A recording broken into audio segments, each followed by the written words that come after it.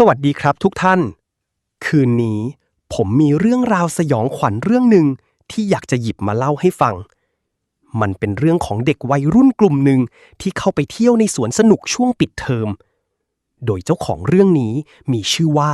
เฟิร์นเป็นเด็กสาววัย19ปีที่มีความร่าเริงสดใสกว่าเด็กรุ่นเดียวกัน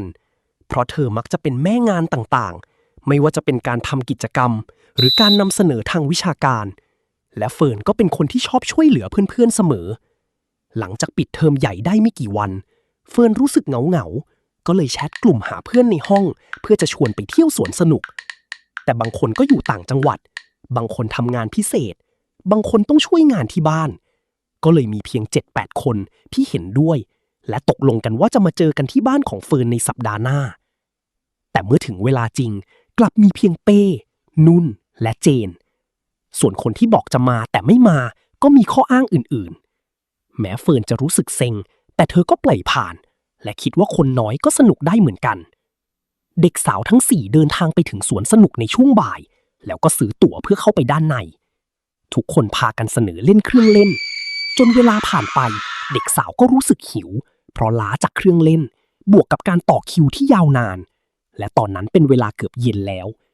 ทั้งหมดจึงเข้าไปกินข้าวที่ร้านค้าและตั้งใจว่าจะรอดูขบวนพาเหรดของสวนสนุกด้วยเฟิร์นสังเกตว่ามีเด็กชายคนหนึ่งน่าจะอายุราวๆ 7-8 ขวบยืนอยู่คนเดียวแถวชิงช้าเหมือนกับว่าอยากเล่นแต่ไม่เห็นว่ามีผู้ปกครองมาด้วยเฟิร์นนั่งมองสักพักเด็กชายก็หันมามองหน้าเหมือนขอความช่วยเหลือไม่รู้ว่าเฟิร์นคิดอะไรเธอบอกเพื่อนว่าเดี๋ยวมาแล้วก็ไปหาเด็กชายคนนั้นเฟิร์นเข้าไปพูดคุยเด็กชายบอกว่าเขาอยากเล่นชิงช้าแต่ไม่มีผู้ใหญ่มาด้วยเลยเล่นไม่ได้เพราะพ่อแม่กำลังไปซื้อขนมเฟิร์นเห็นว่าตัวเองนั่งรออยู่เฉยๆก็เลยอาสาพาไปนั่งแทน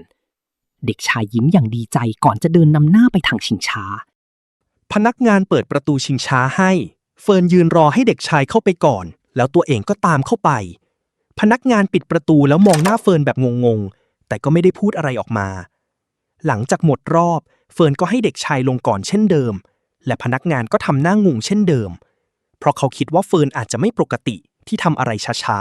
ๆเฟิร์นถามชื่อทิ้งท้ายเด็กชายตอบว่าเขาชื่อดินแล้วทั้งคู่ก็โบกมือลากันเมื่อเฟิร์นกลับมานั่งที่เดิมเพื่อนทั้ง3ก็มองหน้าเฟิร์นแปลกๆนุ่นกำลังจะเอ่ยปากถามแต่ก็มีขบวนพาเหรดมาก่อนทำให้ต้องเงียบไปเมื่อขบวนพาเหรดแสดงจนจบเฟิร์นหันกลับไปมองทางชิงช้าก็เจอว่าดินยังอยู่ที่เดิมเฟิร์นรู้สึกเป็นห่วงเลยเดินไปถามอีกครั้งและบอกว่าจะพาไปส่งที่ด้านหน้าเพราะเธอก็ไม่แน่ใจว่าพ่อแม่จำทางไม่ได้หรือไม่ดินปฏิเสธเขาบอกว่าเดี๋ยวพ่อแม่จะมารับเขาที่นี่ให้เฟิร์นไปได้เลยแล้วเขาก็กล่าวขอบคุณครั้งนี้เป้รีบดึงแขนเฟิร์นแล้วรีบออกจากที่นั่นทันทีระหว่างทางก็ไม่มีใครได้พูดอะไรอีกจนกลับถึงบ้านสายวันต่อมาเพื่อนๆมาหาเฟิร์นที่บ้านเฟิร์นเห็นท่าทางของเพื่อนดูแปลกก็เลยเอ่ยถามทั้ง3มองหน้ากันแล้วเจนก็เป็นคนถามว่าทำไมเฟิร์นไปนั่งชิงช้าคนเดียวไม่ชวนเพื่อน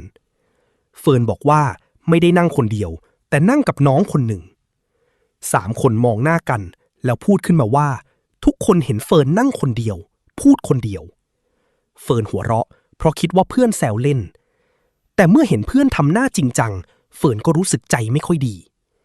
เป้ส่งมือถือให้เฟิร์นเมื่ออ่านข่าวจบเฟิร์นถึงกับหน้าถอดสีเพราะเด็กชายในภาพหน้าเหมือนเด็กที่เจอเมื่อคืนและมีชื่อว่าดินเช่นกันเฟิร์นร้องไห้จนเพื่อนต้องช่วยกันปลอบเนื้อหาในข่าวบอกว่าเรื่องนี้เกิดขึ้นเมื่อ5 ปีก่อนมีเด็กชายคนหนึ่งอยากเล่นชิงช้าที่สวนสนุกตอนนั้นไม่มีกฎเข้มงวดพ่อแม่จึงปล่อยให้ไปเล่นระหว่างนั้นก็เดินไปซื้ออาหารกันแต่ใครจะคิดว่าไม่ถึง10 นาทีต่อมาชิงช้าเกิดโยกแล้วก็หล่นกลางอากาศด้วยความสูงเกือบ10 เมตรทำให้เด็กชายเสียชีวิตคาที่พ่อแม่ของเด็กชายร้องไห้แทบขาดใจทางสวนสนุกจึงชดใช้ค่าเสียหายให้กับครอบครัวหลังจากนั้นชิงช้าก็ถูกปิดใช้งานนานหลายปีมาเปิดอีกทีก็ก่อนช่วงที่เฟิร์นมาไม่กี่เดือนเมื่อเห็นวันที่ก็พบว่าเป็นวันครบรอบของเด็กชายพอดีเฟิร์นรู้สึกสงสารดินมากจึงชวนเพื่อนๆไปทำบุญ ฟังเรื่องนี้แล้วคิดยังไงกันบ้าง คอมเมนต์มาพูดคุยกันได้นะครับ